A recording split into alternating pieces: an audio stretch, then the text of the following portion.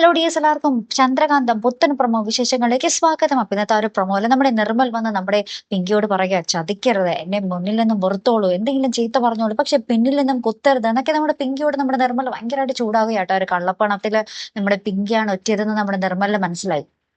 അപ്പൊ അതിനുശേഷം നമ്മുടെ ഗിരിജ ചിറ്റ നന്ദയോട് പറയുന്നുണ്ട്, ഗൗതം പറഞ്ഞിട്ടാണ് പിങ്കി നമ്മുടെ നിർമ്മലിൽ നിന്നും ആ വിവരങ്ങളൊക്കെ ചോർത്തിയിട്ട് നമ്മുടെ ഗൗതമിന് കൈമാറിയതും ആ ഒരു കള്ളപ്പണം പിടിച്ചതും. അതിന് പകരമായി ഗൗതം ഓഫർ ചെയ്തിരിക്കുന്നത് പിങ്കിയുടെ സ്വപ്നമായ രാമേശ്വരം യാത്രയാണ് എന്നൊക്കെ നമ്മുടെ ഗിരിജ ചിറ്റ നമ്മുടെ നന്ദയോട് പറയുന്ന ഒരു നിമിഷങ്ങളാട്ടോ. നന്ദ വേഗം തന്നെ അപ്പൊ നമ്മുടെ ദേഷ്യത്തിൽ നമ്മുടെ ഗൗതമിനോട് ഇത് ചോദിക്കാൻ ചെല്ലുന്ന ഒരു രംഗത്തിലാട്ടോ ഇന്നത്തെ ആ ഒരു പ്രൊമോ അവസാനിക്കുന്നത്. ശരിക്കും ഗൗതം ആ ഒരു രാമേശ്വരം യാത്ര ഓഫർ ചെയ്യേണ്ട വല്ല കാര്യവുമുണ്ടോ?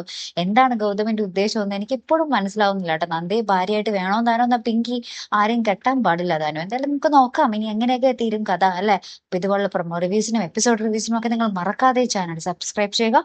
അടുത്തൊരു വീഡിയോയുമായി വരുന്നത് വരയ്ക്കും ഗുഡ് ബൈ.